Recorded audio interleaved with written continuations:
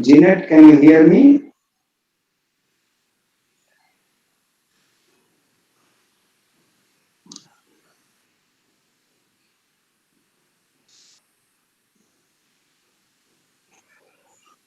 Your mic is on mute.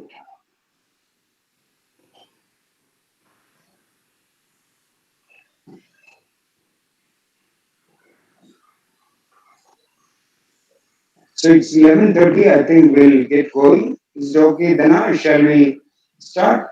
Yes, yes. Let some more participants keep joining us. But I think we can start with the initial, formalities. By that time, all the participants would be able to join us. Is it okay, Dana? And Dr. Yes, it is Mangleshwaran, okay. can we proceed? Yes, sir. Yes, Yes. sir. You can proceed, sir. Yeah. You can start.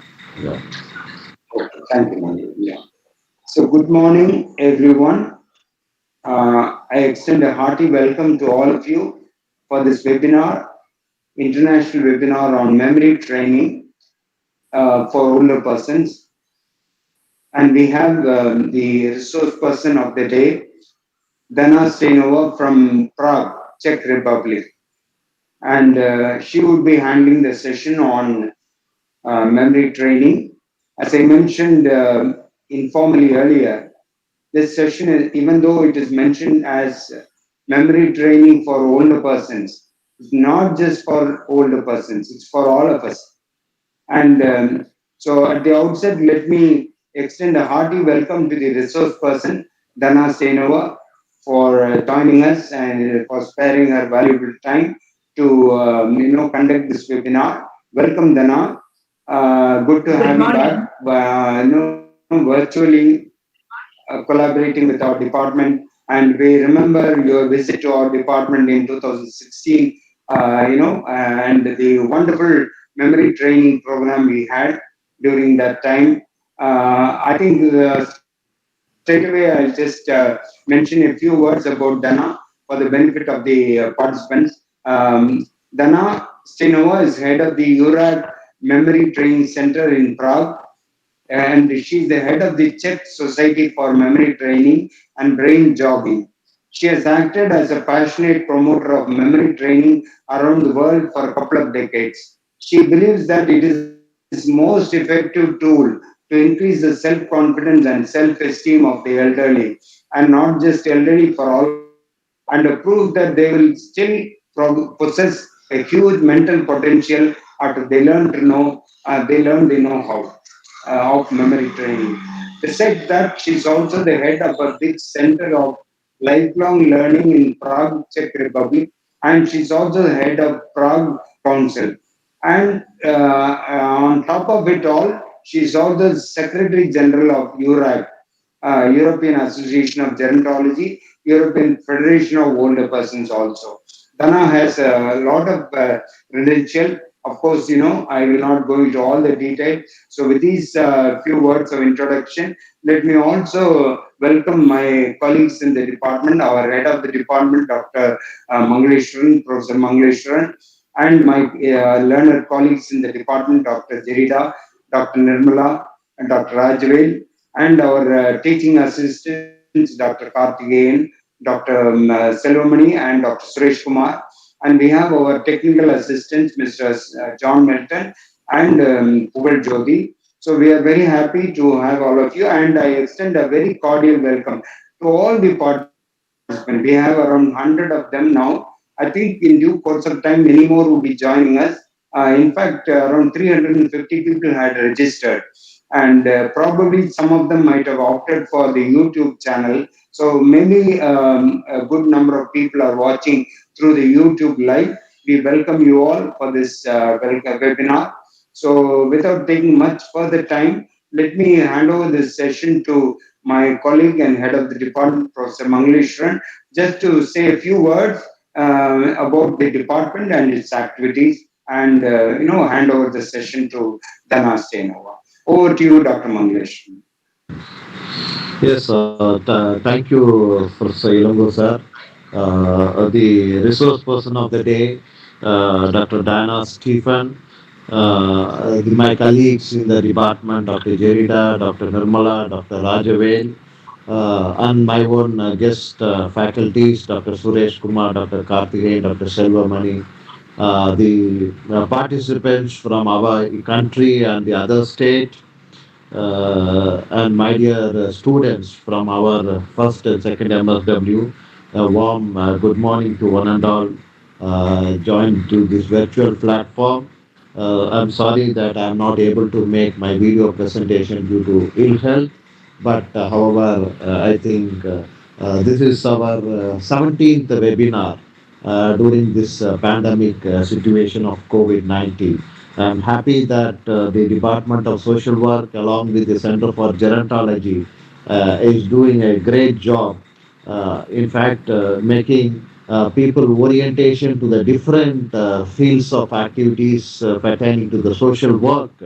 And of course, we have touched upon the various field starting from the mental health, yoga, then related to the child and adolescent cyber laws, and now we have just venturing into the memory training. Is a very important one, which everyone has to be imbibed, because the memory is a very important task, as if it gives us, Ilagosa said, it gives more confidence in one's life. And now, during this pandemic situation, there is a paradigm shift in the learning process of all of us, right? We are able to connect all the people across the globe. So that is a great thing. Of course, like there are a lot of issues are there, but still, the digital learning is the order of the day. And so right from the March now, you can see how the paradigm shift has just taken place. So we have to the present generation, we call it as a Z generation of people, has to adjust to the new types of learning environment. So this kind of environment is inevitable in the future also, and naturally this is going to outnumber the number of people. See the digital learning, no. So now people, even I used to heard from the technology people, the digital technology people. They used to say that. People is going to have more mobile, more laptop. So naturally, when I have two mobiles and two laptop, one tab, so naturally it will going to outnumber the number of people in the days to come. And as of now, see. In India, we have 130 crores of population, and naturally, when you see the digital things which we have, it may go up to 300 crores, right? So in the such a situation, our department is doing an human service for the betterment of the student community and as learners. And you know that our department is SAP enriched program with the UGC and covered with the UGC, and we have our major aspect is on mental health, right? And so we have been doing a lot of projects, and we have even have the village adoption programs and lot of community programs, all those things to our credit. And recently, we are happy that with the guidance of Dr. Ilango sir, under his leadership, we are able to launch a new center for BU, Heritage Center for Gerontology, which is being inaugurated by our Honorable Vice Chancellor. And after the inauguration, I think there is lots of program has been done during this pandemic situation, covering various areas of related pertaining to the old age. And this is one important aspect where I'm happy that Diana Stephen from Czech Republic has accepted to be the resource person to give a memory training. And I hope that all the participants will have a very enlightening training program, because this is very important thing, because many people know we just we read a lot, we take a lot of messages to our brain, but unfortunately we are not able to retrieve whenever it is needed. So that is the problem we just face in day-to-day life, right?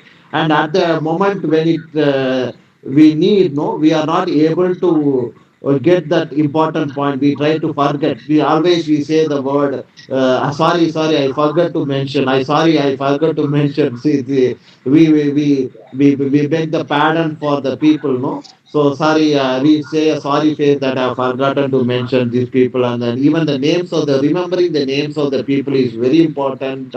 Even as a social workers, no, we are supposed to deal with the human being, and we are supposed to remember the names of the people, remember the places. All those things are very important. It has to be by heart. It has to be there, and there has to be some kind of technique where Diana Stephen will be able to give us, right, some kind of training. So that kind of training will help us to just carry forward in the profession that we are dealing, and particularly the student community, as Ilongo sir mentioned. It is not only for the old age people, even the students know. So once you have a good memory, I hope that you will excel in your profession, right? So with this few words, let me honor in welcoming Dana Stephen from Czech Republic to handle a session on memory training. I hope that this session will be a more fruitful exercise for all the student community, and as well as all the participants who have joined from India and across the globe. So thank you very much, and for this opportunity. Thank you, sir. Thank you. Thank you, Professor Mangaleshwaran, for the wonderful introduction about the department and also for setting the tone of this webinar, for setting the tone for this webinar. As you rightly said, memory training is very crucial for all of us. All of us do suffer from memory-related issues. All of us would like to improve our memory at the irrespective of age. Everyone would like to improve his or her memory. And as already mentioned by Professor Mangaleshwaran, Dana Steinova has been associating with herself with our department. And through the department, we had a wonderful webinar and we had a wonderful workshop for for 1 week during the year 2016 when Dana Steinova, along with her another colleague Dr. Pavel Kalwaj came over here and trained more than 150 of our Bhardas University students in memory training. There was a very useful program, and this webinar is intended for all of us, as we mentioned earlier.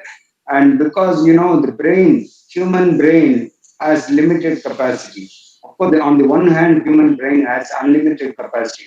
On the other hand, when it comes to memory, sometimes we realize how insufficient or inefficient our brain is when it comes to memory. But there are a lot of techniques for improving the memory, which Dana is so good at, and she's been going around the world, creating, doing this type of workshop for different kinds of people, particularly for the older people, because as you know, in old age, memory is one of the biggest, challenges, and you know that many of the, many elderly people are also affected by severe memory loss associated with, Alzheimer's or dementia, for which there are many simple, techniques which can be used right from our young age, so that we can prevent memory loss and degeneration of brain and dysfunction of the brain in the old age. So with these few words, let me once again welcome Dana heartily and hand over the session to you, Dana. Over to you. Please proceed. Thank you. So, welcome to the memory training session. And I'm not sure that you really know what to expect, but memory training is the most effective tool how to increase the self confidence and self esteem of the elderly. And I'm looking at your pictures. Uh, at least those that I can see. And I wonder what age you are. And it seems to me that most of you are older than 25. Am I right? Yeah. So I don't get that feedback, so I have to guess. So at least Yeah. Professor Ilango is over 25.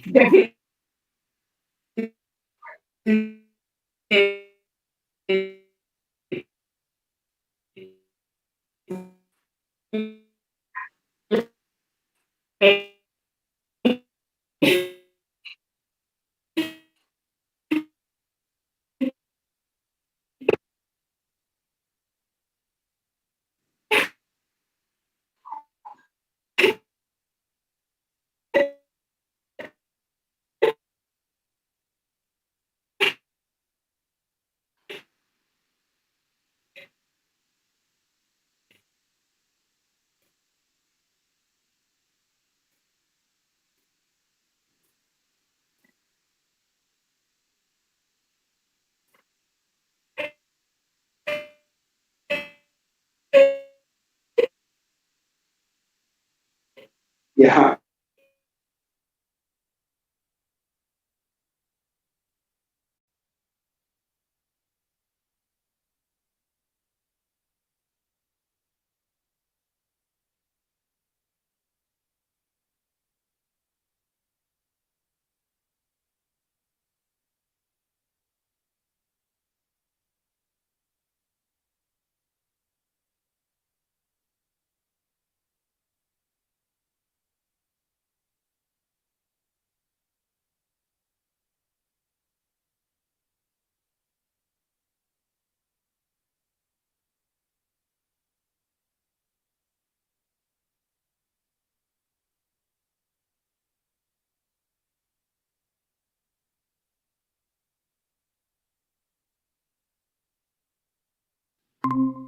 Because they feel that they don't have time for a long training with a slow result or mild result, uh, they expect something that would help immediately and give them the proof of their mental potential. And it is exactly what memory training can do for everyone. And even more, memory training is very easy to handle, to grab, because it is quite tangible. The techniques are quite tangible. And it is not expensive, and it is quite easy to learn. So it means that these are all the reasons for trying to promote memory training, not only for older persons, but for everyone around the world. There are many countries which don't have any experience with memory training, and we in the Czech Republic, we started in the beginning of 90s. And since 2004, I have been going around the world giving memory training courses for memory trainers. And one of them took place also in Tiruchirappalli in the state Tamil Nadu in India. So it is our connection with Professor Ilancher and relax. Because if you had any worries about your memory, I will try to explain to you that it was probably in vain. So, because I can't talk to you and I can't get the direct response from you, I will describe some situations and you will actually, just for yourself, agree or disagree. So, do you experience such situations like that you are running through the apartment searching for your glasses, mobile phone, or keys, and you can't find them? Are you experiencing such situations that you are sitting in the car and you start to think about have I locked the door? Have I not locked the door? Have I turned off the stove or not? And what about the iron? When I have iron, a blouse for my to go out. So if you do experience such situations and you do worry because of that, so I want to explain to you that such so-called memory lapses in reality don't mean any memory problems. What happens when you are going to the refrigerator to collect butter? And when you come to the fridge, you open the door, you are staring in the fridge and you have no idea what you wanted to collect. But it is quite understandable because in reality, to collect butter from the refrigerator is such an easy task that it does not actually force us to think about it. We are letting our memory run in different directions. It is probably fully occupied with some thoughts from yesterday. You had an argument with your colleague and you are still trying to somehow to solve what would be the best answer, and you didn't do it, so it is occupying your mind. Or on the other hand, you can be already busy with preparing for your future program, for the daily tasks. So it means that collecting butter, you don't consider it as a task that you would have to concentrate on it. So it is clear enough if you are not present there while you are going to the fridge for the butter and your mind is somewhere else, there is no chance to remember what you wanted to get from the fridge. So the conclusion is that your brain is able to register only that action that you are aware of, the conscious action. If you are thinking about something else, there is no chance to remember it. That's why it happens to us that we come to the fridge and we stare in it and we don't know what we wanted, and we have to go back to the starting point, and then you say, oh, I wanted butter. Yeah. And what happens if you are not wearing glasses, as I do now permanently, but you are using your glasses only for reading something? When you don't need the glasses, you probably put them somewhere where you are just standing. And then you might put on your glasses the newspapers and your sweater.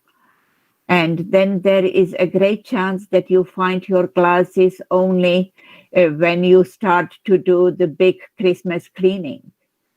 So again, if we are not thinking about what we are doing, we can't expect that we could possibly remember the action. So everything that I described actually is not about not functional memory, but it is about the lack of self-discipline. Because we just let our mind run in different directions and don't concentrate on those easy tasks that seem so mechanical that you even don't consider them worthwhile enough to pay attention to them.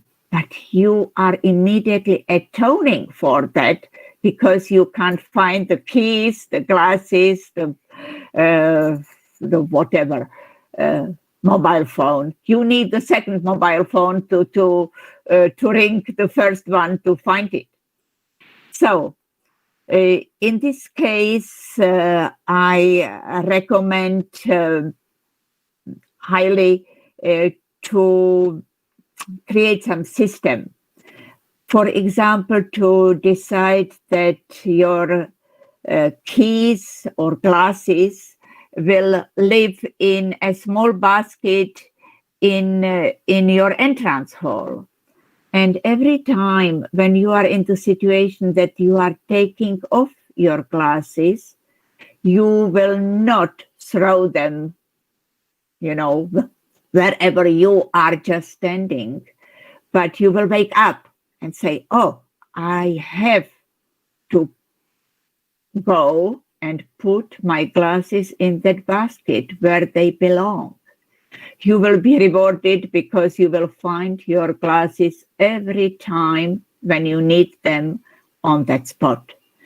And what about because these are more serious situations, what about if you don't remember if you locked your house, if you turned off the stove, if you unplugged the iron, and you are already somewhere else, 20 minutes far away from your home, and you are reluctant to turn back and to go to check it because you are actually, in a danger that your apartment, not only your apartment, but the whole house could burn down.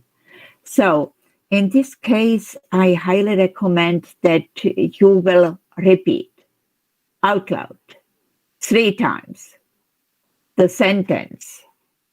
At that moment, when you are locking the door, you will repeat, I am just locking the door, out loud. What might happen that the neighbor comes out and looks, surprised why you are talking alone in the corridor by your door. But you explain that you are practicing memory training.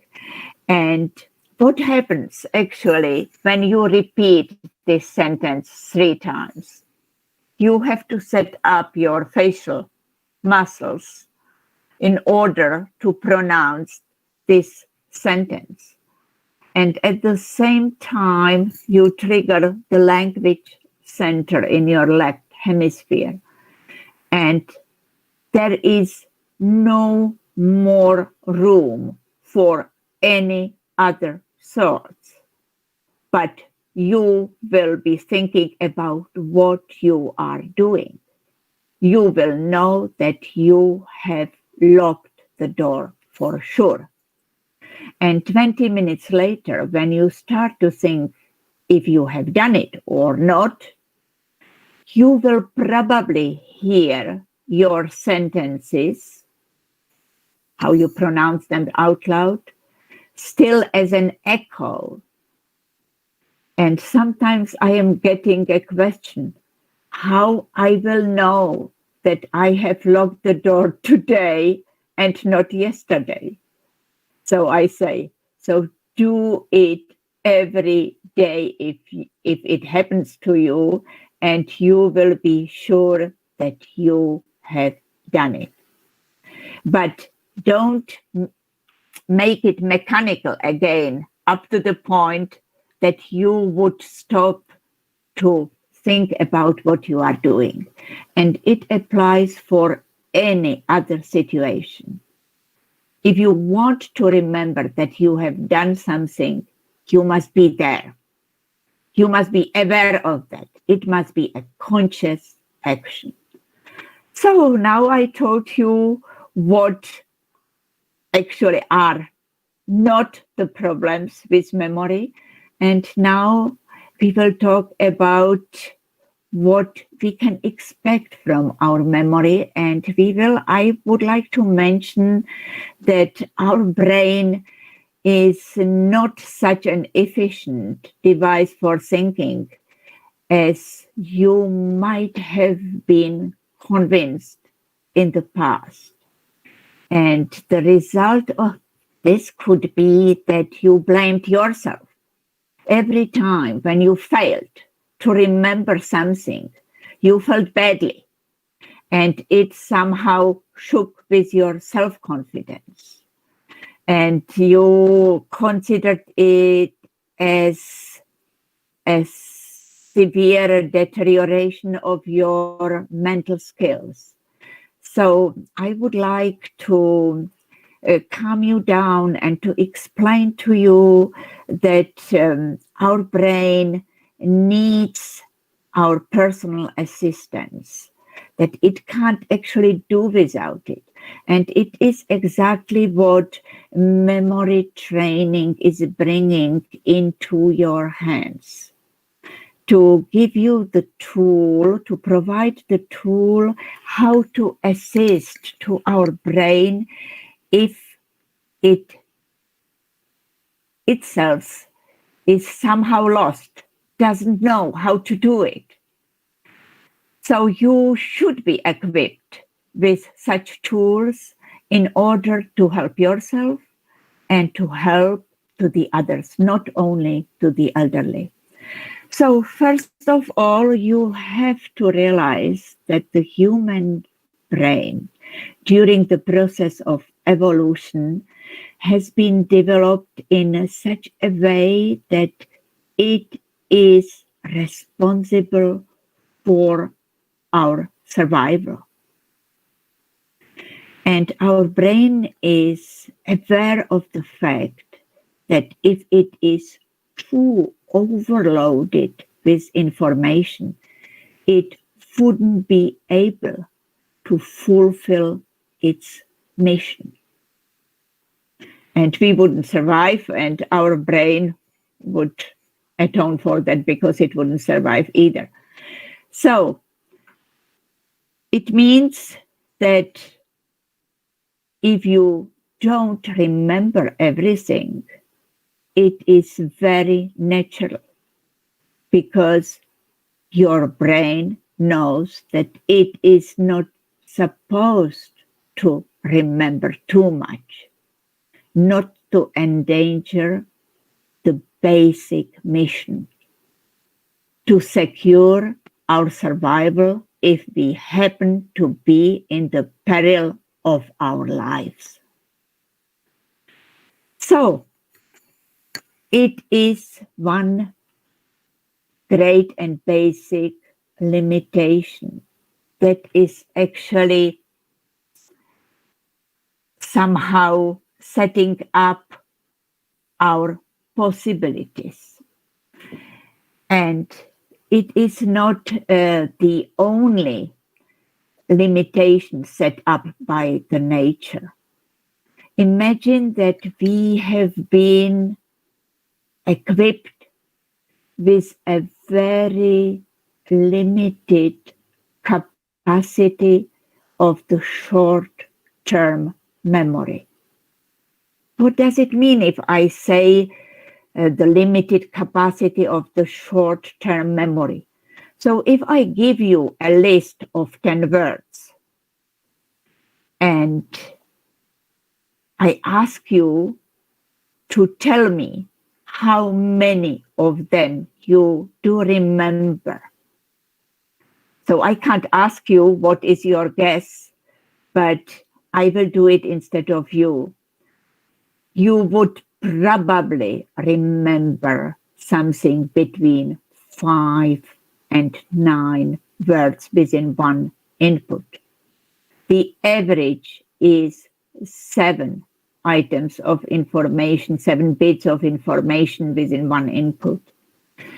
And it is not too much. But when I talk about the short-term memory, I have to ask you first how we are getting basically the information from the outside world with a help of, and now I would be grateful if you say it so, but I can't hear you, so I have to say it instead of you, with the help of senses.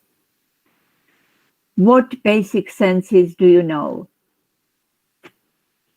Vision, hearing, smell, taste, and touch.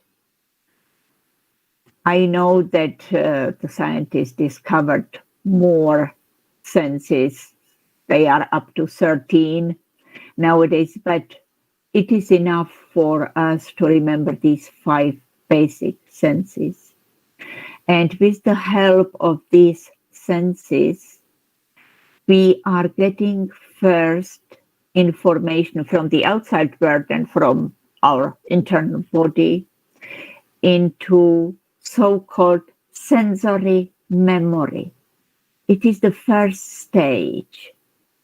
You can hear sensory connected with senses. It has a huge capacity, but the information doesn't last for too long within this sensory memory. You will be surprised to learn how many bits of information we are getting every second into our sensory or ultra short term memory. I really don't know how the scientists counted it, but they claim that we are getting every second 10 million bits of information into this sensory memory. And you agree with me that even such an efficient device for thinking as our brain is would probably overflow if everything would stay there. Fortunately, it doesn't.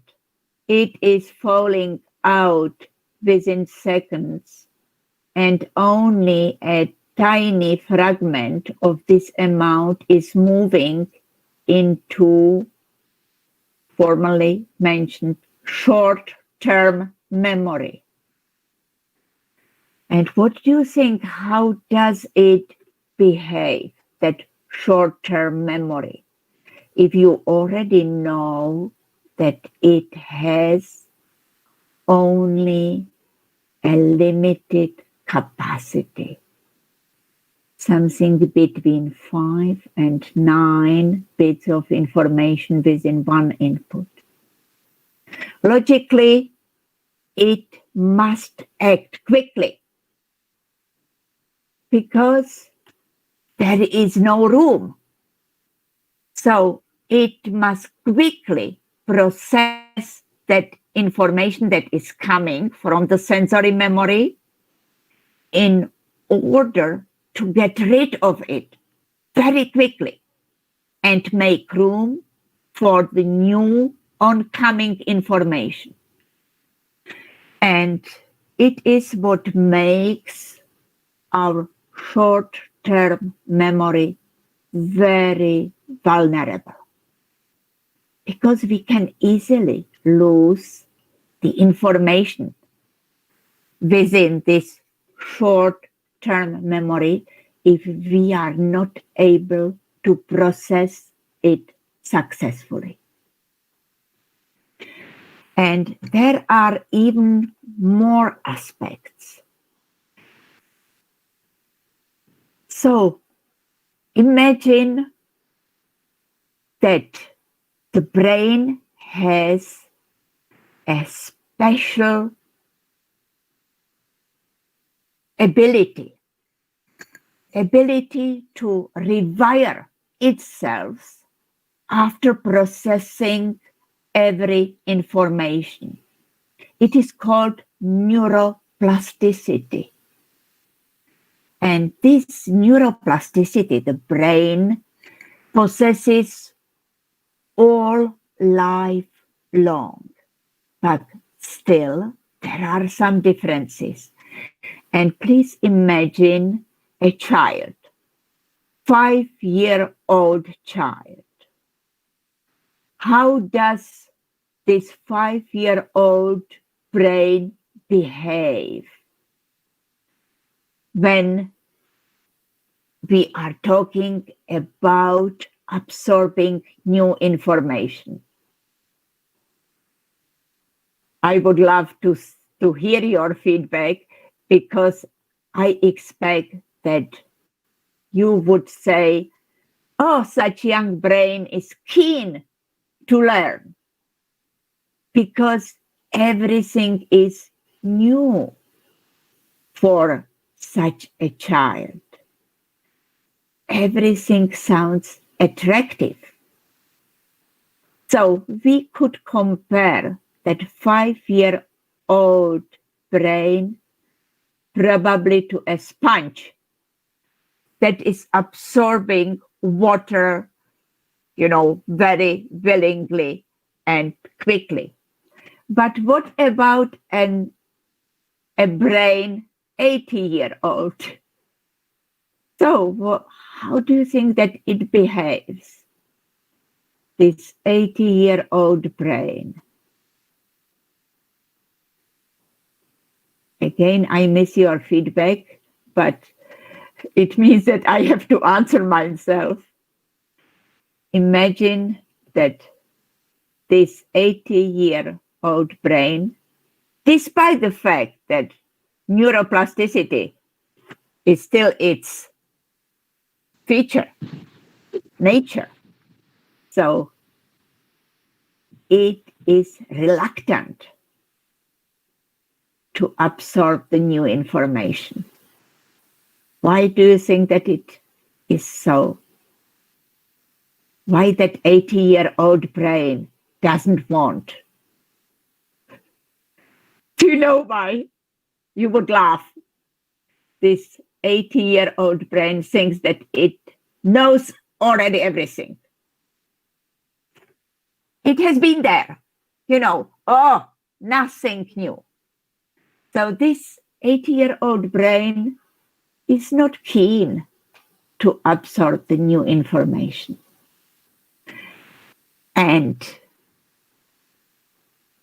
it is also the reason why we are having difficulties to remember the new information in older age, because our brain simply is not interested enough in new information. But there is one exception.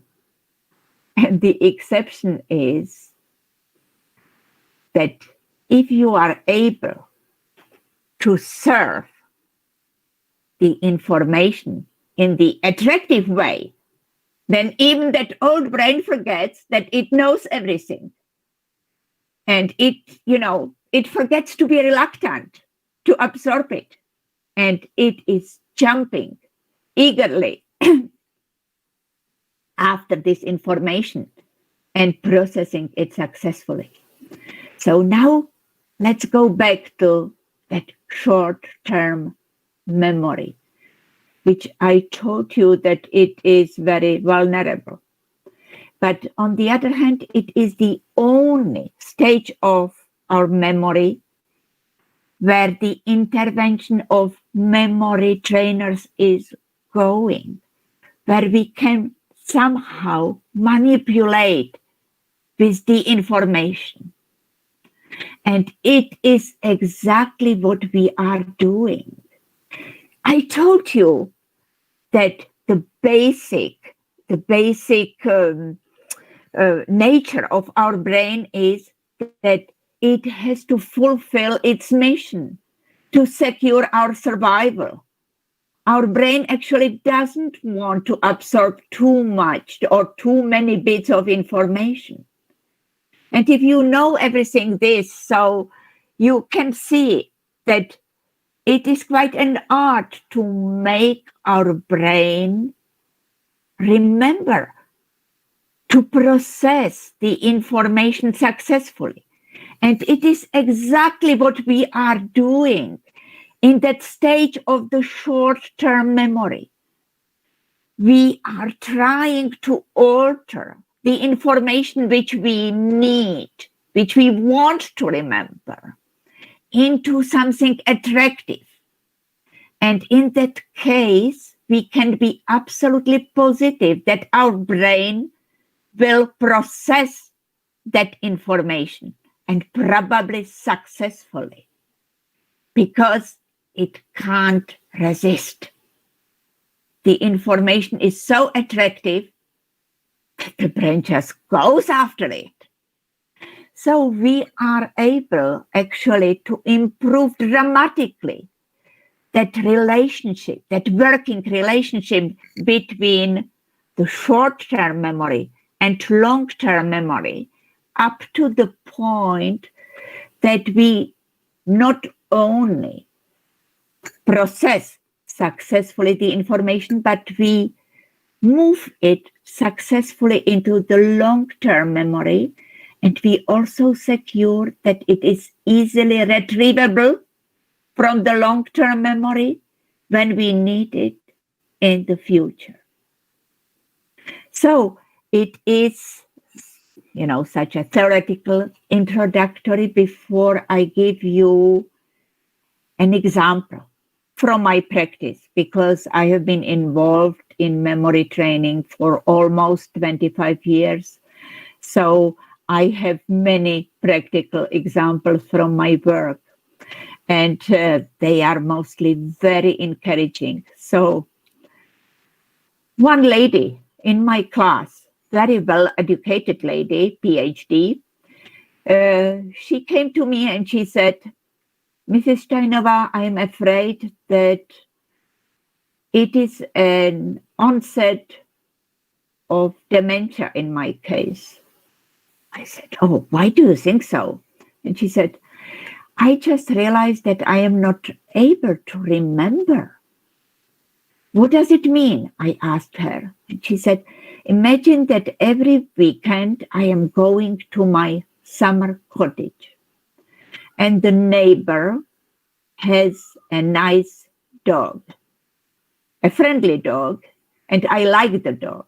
So I always go to the fence to pet the dog, and I always realize the same thing, that I don't remember his name. And so it is not normal.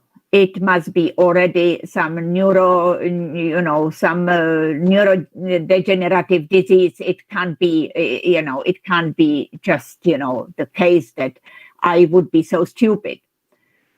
And so I asked her, so can you tell me the name of that dog, and we will try to find out, how to help you.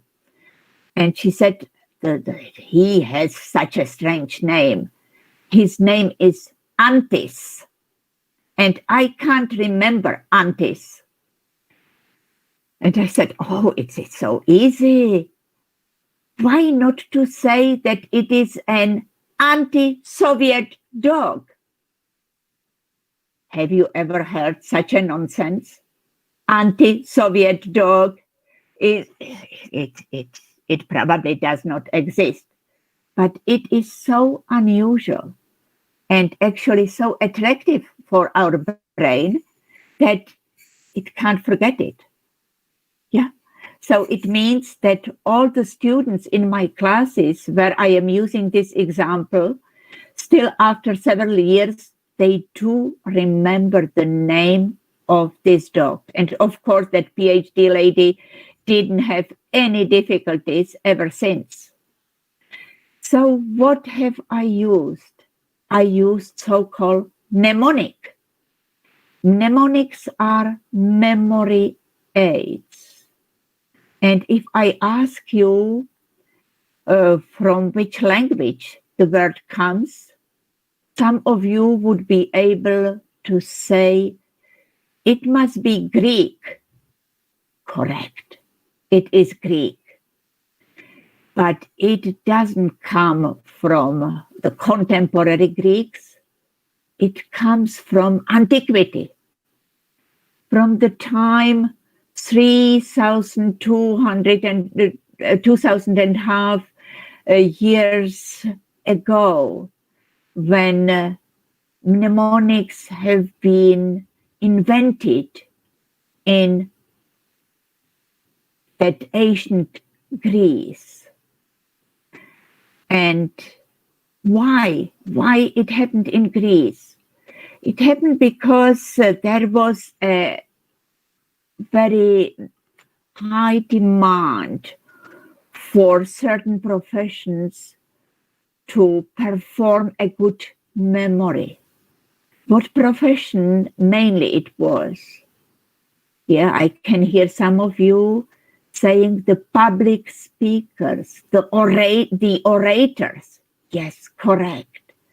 They were expected to give 7-hour lasting speeches, and they didn't have any outline because at that time there was actually no paper.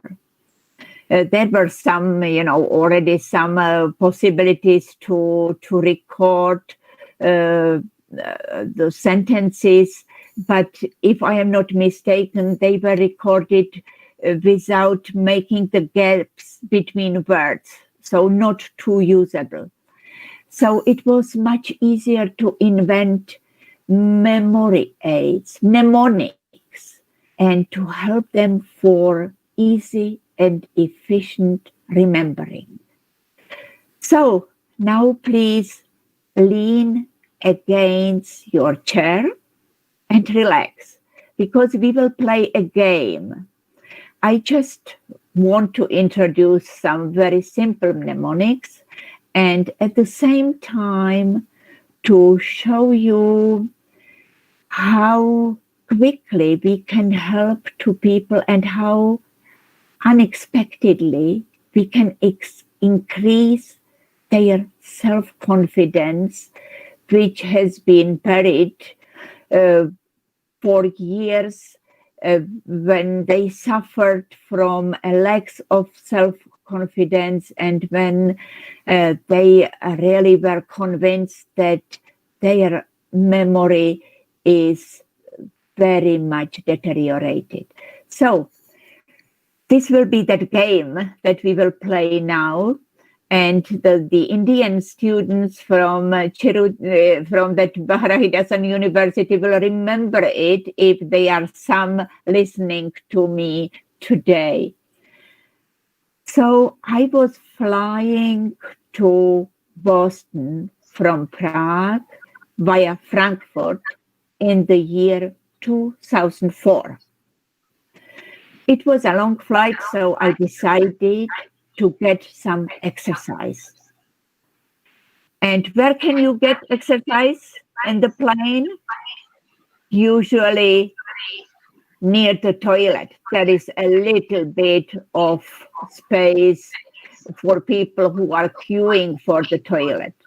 So I went there, but the spot was already taken by someone who did his exercise there. And it was quite natural that we started to talk to each other.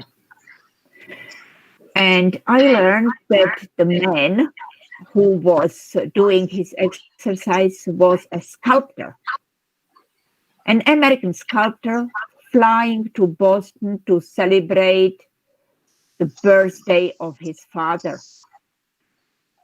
And I don't know how you react when you meet an artist, writer, poet, painter, sculptor, musician.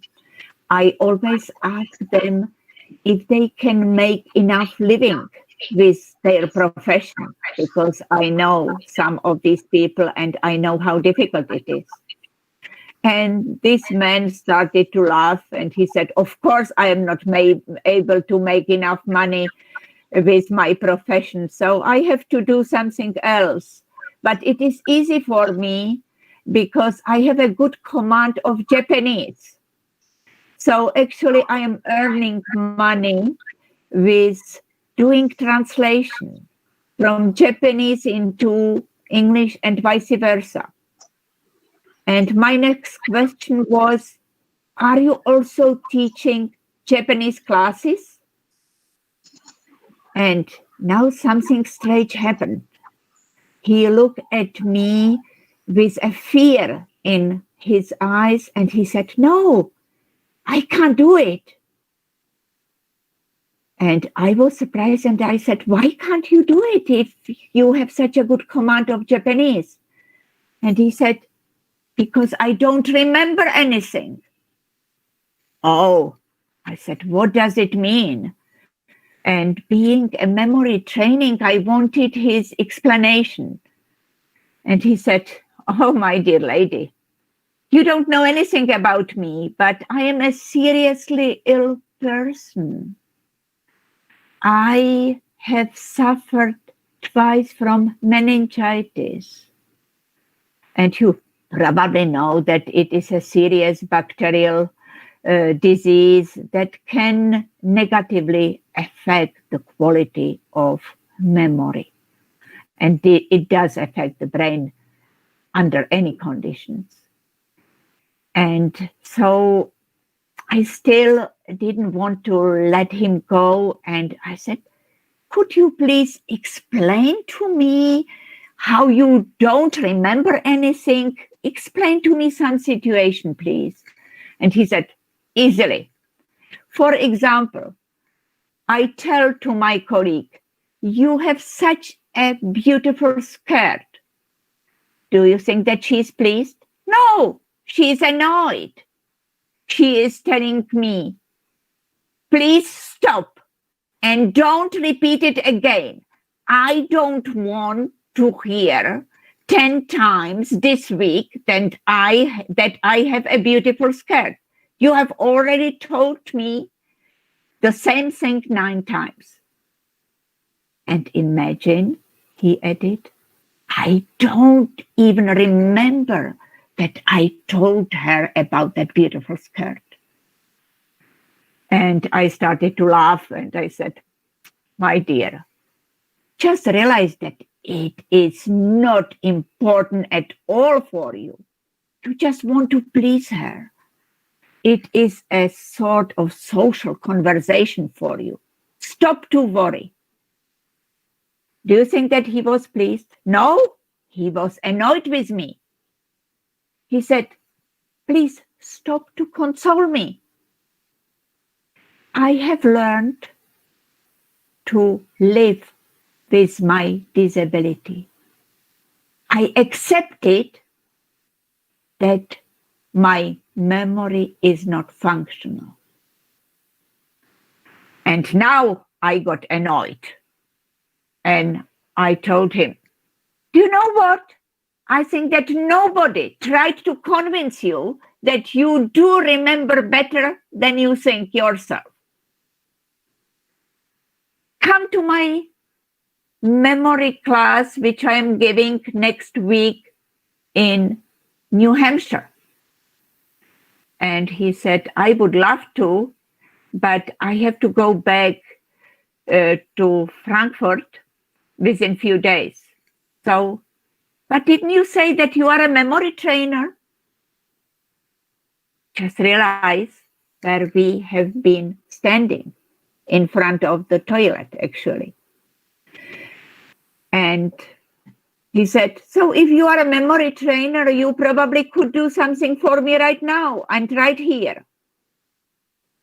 And I started to laugh and I said, why not? So take a sheet of paper and a pencil. Please do it, all of you, right now, because we are playing the game together. Again, I can't check up on you if you have done it, but hopefully, yes. And now, without writing anything on that sheet of paper, please just start to think when you have seen your last rainbow?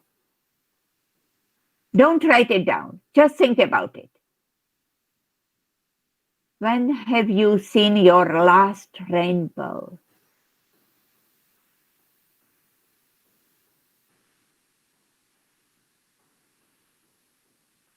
I can't get your answers, but I expect that it would be, oh, the last week over there, and last summer, and 1 year ago.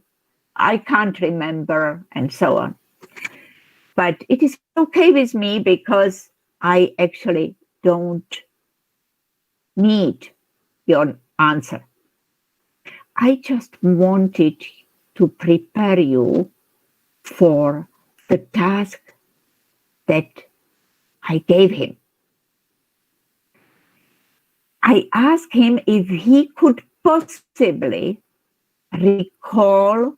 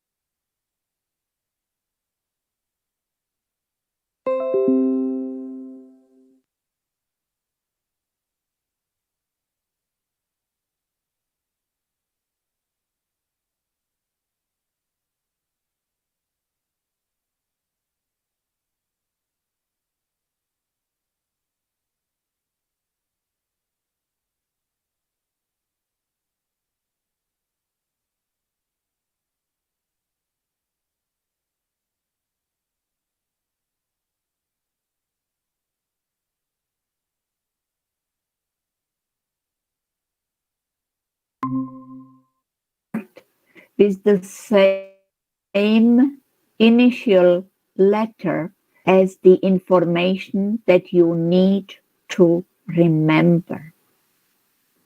And I gave him the acrostic for the rainbow, but you can develop your own. They can be hundreds of such sentences that would help you to remember something in an order.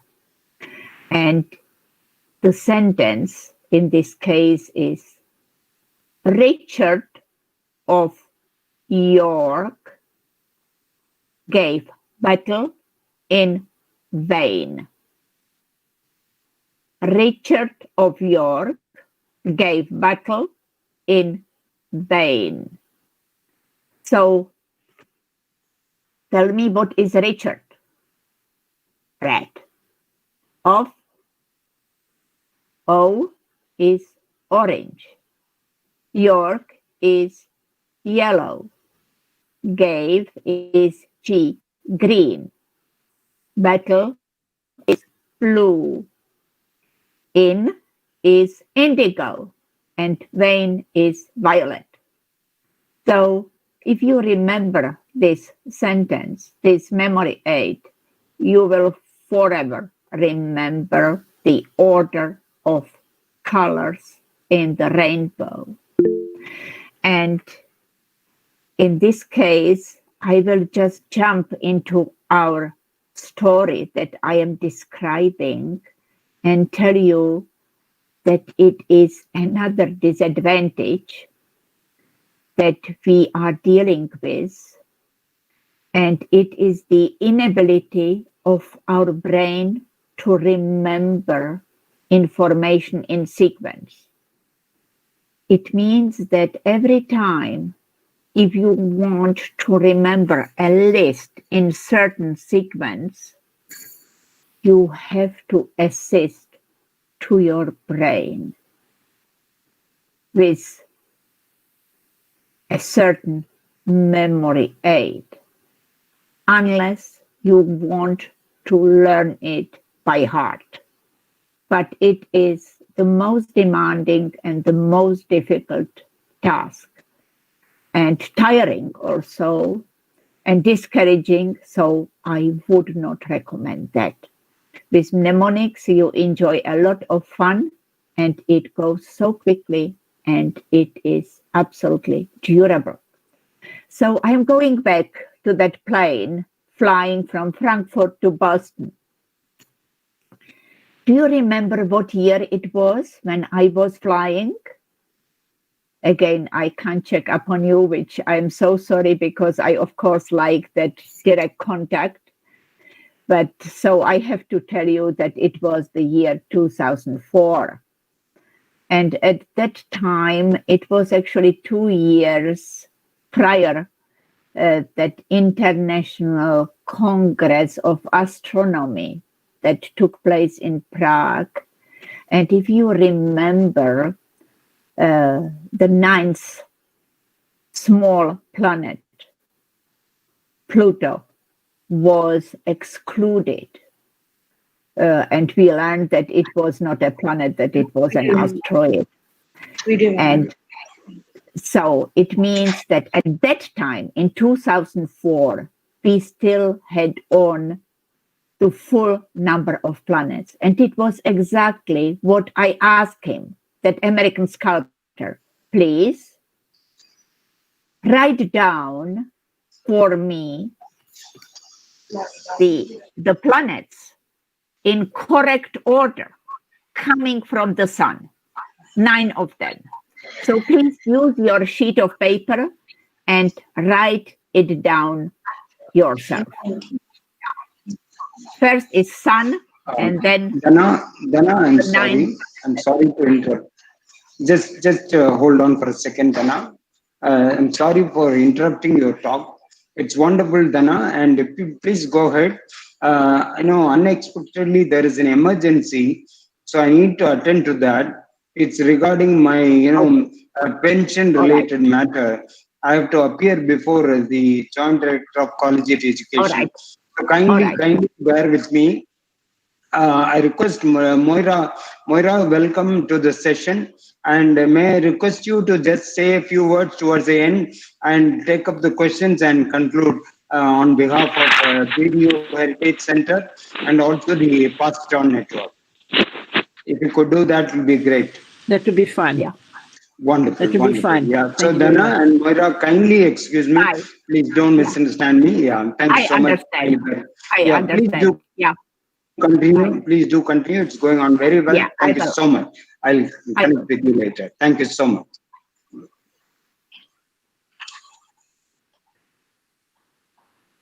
So, sorry for that interruption. I hope that you got time to think about the planets and the correct order. And I can only guess how you have been doing. And I expect that some of you could make it.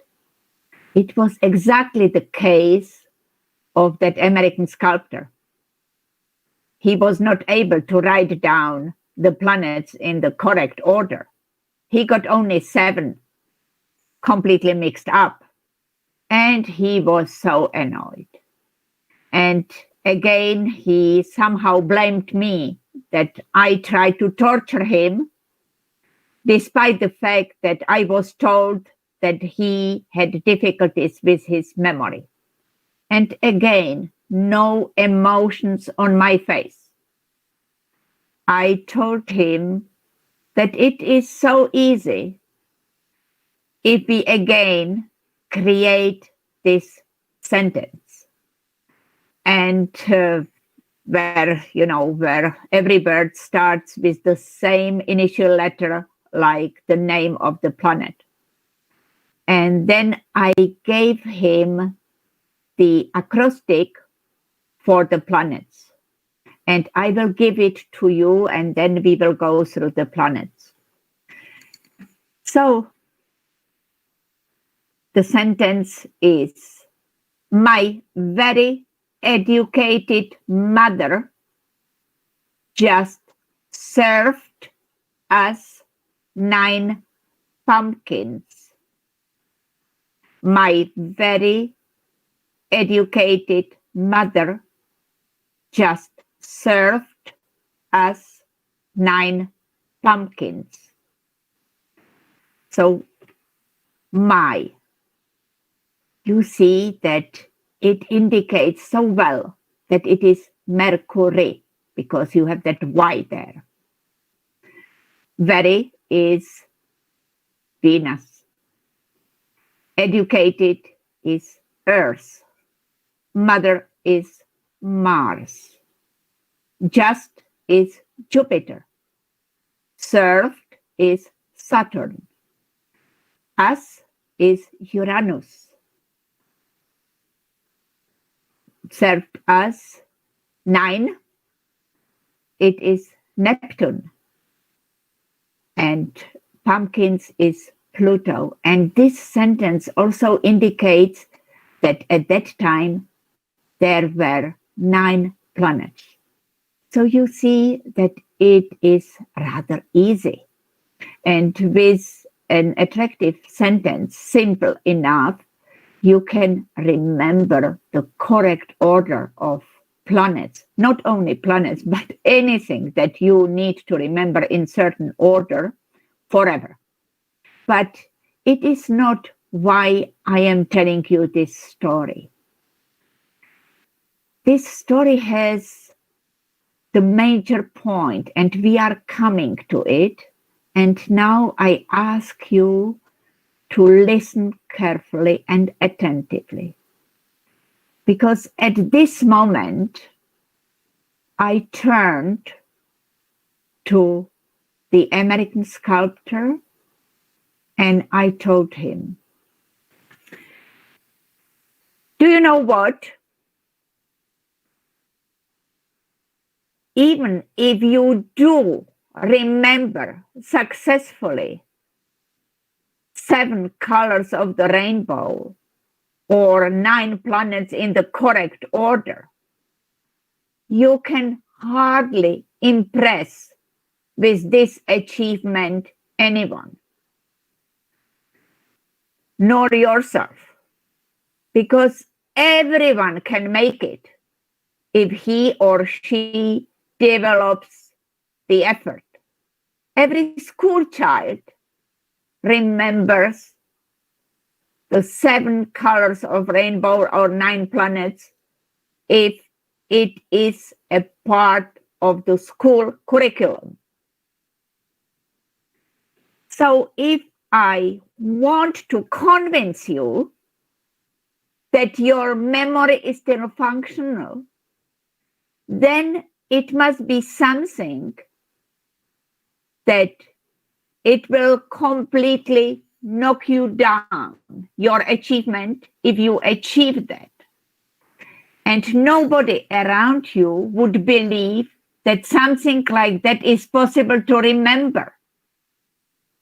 It must be something absolutely overwhelming, which will immediately increase your self-confidence. And then I turned to him and I said, what about, at that time, 43 American presidents? The list of 43 American presidents. And at that moment, he started to faint. No way. Nobody knows something like that in America. We have not been taught that at school. And I started to laugh and I said, nobody, I can do it. And as we have been standing there in front of the toilet, I recited the list of 43 American presidents. And I told him, now I am already tired and I am going back to my seat. I want to take a nap. What I expect from you, and actually what I omitted, he wrote down the list of American presidents according to my dictate. So what I expect from you is to go at least 10 times through the list. Because frankly, if you don't know that the president of such name did exist, no initial letter would trigger his name. So you must be familiar somehow with the list. And then I suggest that you use the same technique, acrostic.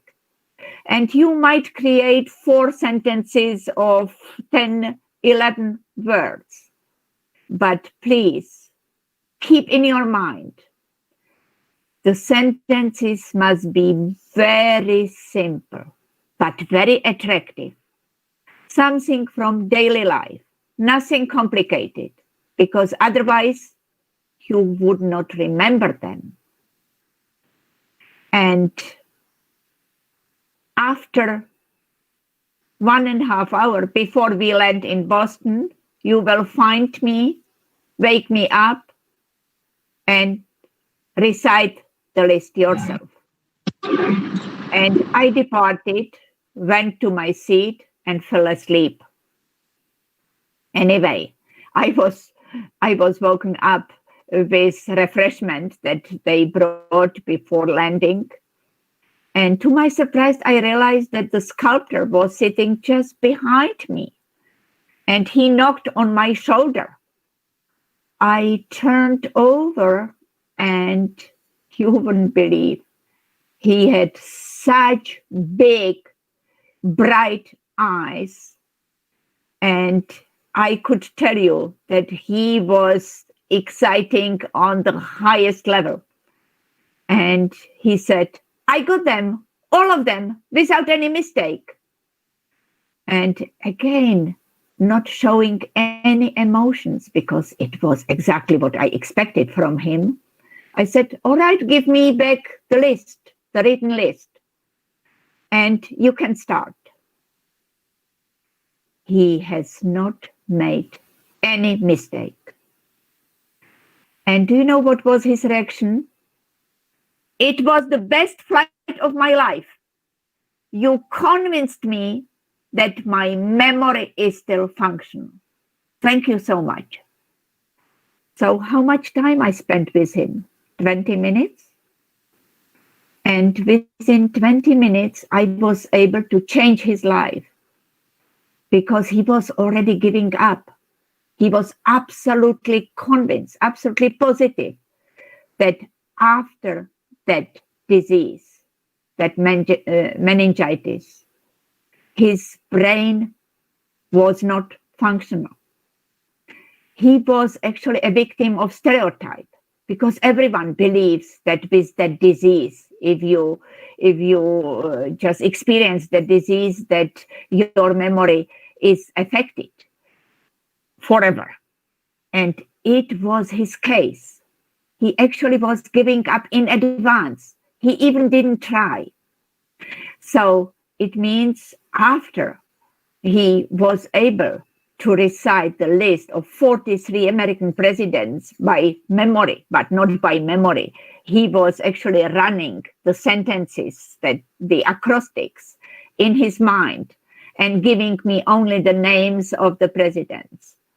And it is an example of a very simple mnemonic that you can use when you need to remember information in sequence. Because no matter what age you are, even if you are 20 and you have a very IQ, you wouldn't be able to remember the list of information in sequence. The human brain does not have that ability. So you see, it was why I was, trying to make you to play a role in this game, was that I wanted to demonstrate how easily we can help to people and how easily we can actually change the quality of their life.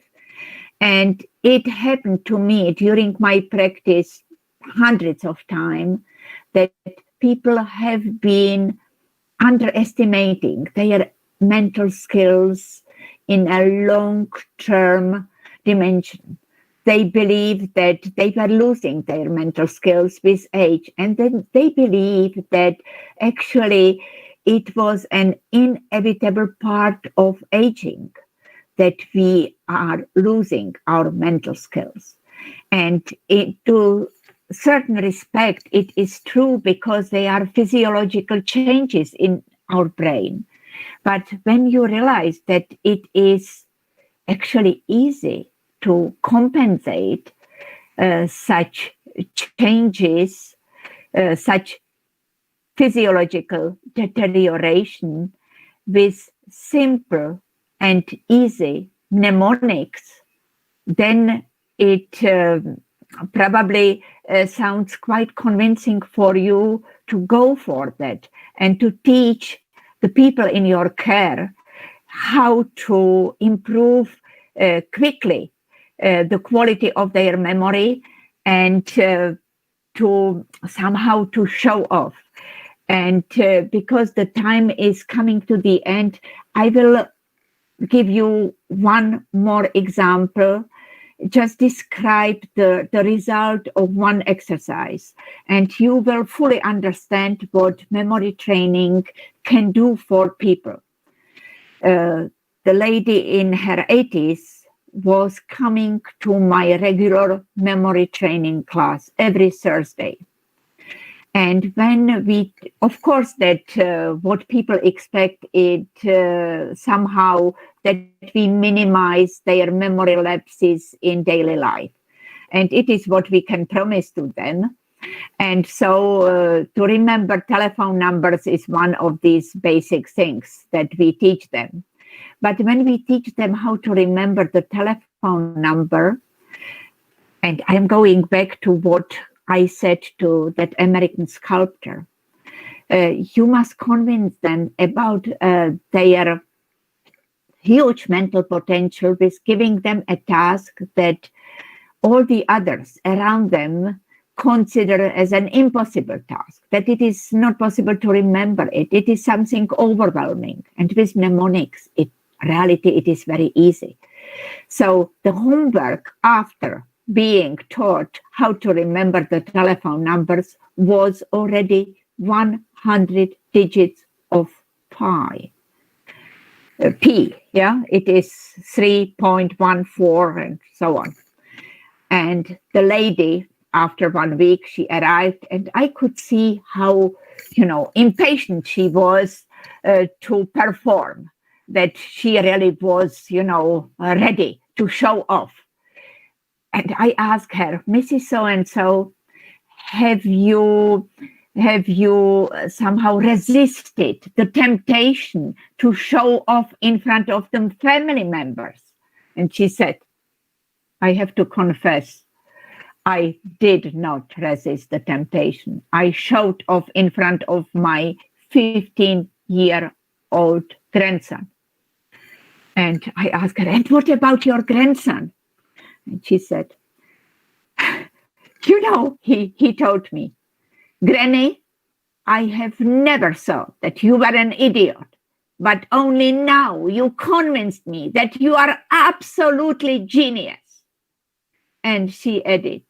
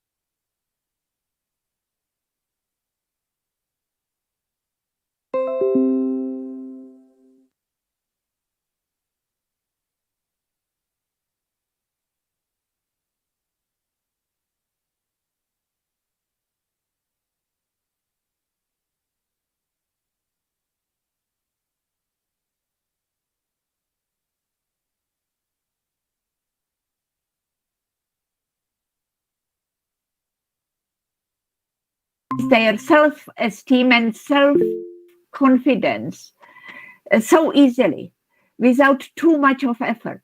It doesn't cost almost any money. And the impact is absolutely overwhelming. So we are coming to the end of our session, and I don't think that I will manage more, but if you are interested in some continuation, so we can go next time to some other mnemonics, and maybe we can even learn how to remember telephone numbers and 100 digits of pi. I have done it recently with several universities of the third age in South Africa, in Cape Town and Johannesburg. And it was very successful, despite the fact that I didn't expect it, because it was my first experience to do it online under the present conditions, talking about pandemic. So thank you very much for your attention. And now probably you can ask questions if there is Donna? time for that. Yes. Yes, thank you so much, Donna. I've relived my course because I just want to tell everybody from this course that I did 10 days with Donna in Estonia, and it was just an absolutely wonderful experience. Donna, in the chat box, you've got a lot of compliments. I'm not going to read them right now, but I'll tell you afterwards. But you do have several questions, and these several questions can be grouped together with how do you actually get through to older people? How can you mentor other people? And how can you get them to accept this kind of approach? How do you convince elderly people to use these methods? Could you talk around that, please? Yes. So we just announced the classes for public, and they can apply for them. But we have in the Czech Republic 2,000 memory trainers who are working in the hospitals, in mental hospitals, in nursing homes, at schools of different levels, elementary schools, secondary schools, universities.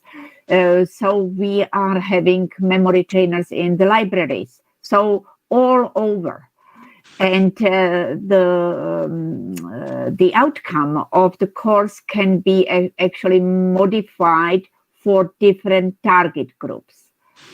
And to tell you the truth, it absolutely doesn't work in that way, what I have experienced in some American conferences, that they try to increase the self-confidence to people with believing in their own skills.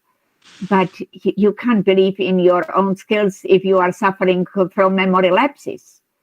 So it means that the memory trainers are equipped to give a tangible proof of their mental potential. Of course, that it is based on these tricks, on these memory aids. But the memory aids are so effective that the outcome, what the people, how they are acting, how they are performing, is so overwhelming that actually the others think that they are genius. And believe me, it is such a motivation, such an intensive to go for a memory training class. And besides that, it is a great way of socializing, to be together with similarly motivated seniors who also want to improve their memory, and to get that tangible proof that they are still capable. And we are able to convince them within 20 minutes. And I believe that I convince you, at least with Rainbow and the planets, that you can do it. And do you know what? That can be an easy homework for the next time. You can take, you can get from the internet the list of 45 American presidents and create your own acrostics and to perform for me the next time. It would be a good tangible proof for you that you can learn anything. And I am absolutely positive that you have never, ever tried to learn the list of American presidents. That's why it will be a proof that you can actually learn anything. Thank you so much, Donna. There's just one final question about from a 32-year-old who says, I'm also a mother of 3-year-old twins, taking care of them, managing my household, maintaining my professional life. I tend to easily forget things. It's become a daily routine to forget. How can I balance myself and cope up with this situation? It is actually what I said in the beginning, because this lady is so busy with her twin. I am a mother of 6. So it means that I know exactly what you are talking about. And you have to be very structured, actually, in this case. And the secret is that you have to be aware what you are doing. We are not able to remember things that we are doing mechanically, unconsciously. So, and I believe that there are many things that you are doing mechanically because, they are easy, simple, and they are repeated every day. You do them over and over. So there is no reason to think how to exchange, no, probably not diapers in 3 years or children, but whatever, There are many activities that are repeating itself all the time. So it means that you have to, you just have, remember only one thing. If you want to remember something that you really, what is important, you have to wake up at that moment and just be there and repeat it for yourself. Now I have to remember this, and you will remember it because you will be aware of that. It is what is against us is that we are slipping into that, that mechanical, automatic action where we don't have to think about what we are doing. And we immediately are atoning for that because we don't remember. We don't remember for what we are going, what we wanted to fetch, or we don't remember where we left something. And it happens to me too, because many things are actually seducing us almost to do it in that way because they are so simple and mechanical. So just if something is important for you, just wake up and say, this is what I have to think about it right now, despite all the activities that are going on at the same time. And you will see that it will help dramatically. Thank you very much, Donna. I think, unfortunately, we've come to the end of the time allowed to us. And I would just like to thank you so much on behalf of Professor Ilango and of course of the Pass It On Network. We're very excited about this new relationship between the Pass It On Network and Professor Lango's organization.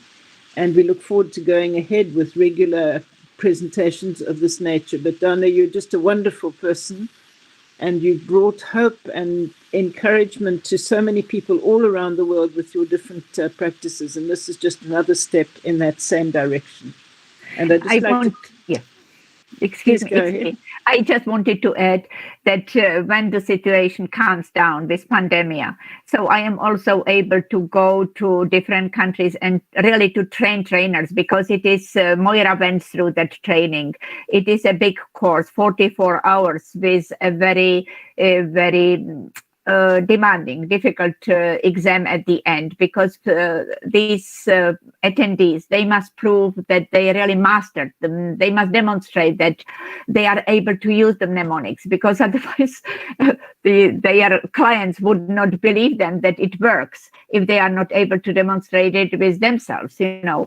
So it means the course is demanding, but they are immediately equipped to jump into practice and to start the classes for public. So it means that there is a possibility for the future that I would come to some other countries where I have not been, and maybe another course in India or, you know, wherever, because it can help everywhere. I was already in Nepal and in Albania and in Malta for the United Nations Institute of Aging, and literally around the world.